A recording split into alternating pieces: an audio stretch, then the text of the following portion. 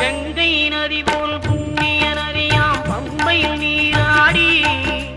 சங்கரன் மகனை கும்பிடுவார் சஞ்சலம் இன்றி ஏறிடுவார் நீலிமலை ஏற்றம் சிவபாலனும் ஏற்றிடுவார் காலமெல்லாம் நமக்கே அருள்காவலராயிருப்பார் தேகபலம் தா பாதபலம் தா தேகபலம் தா பாதபலம் தா தேகபலம் தா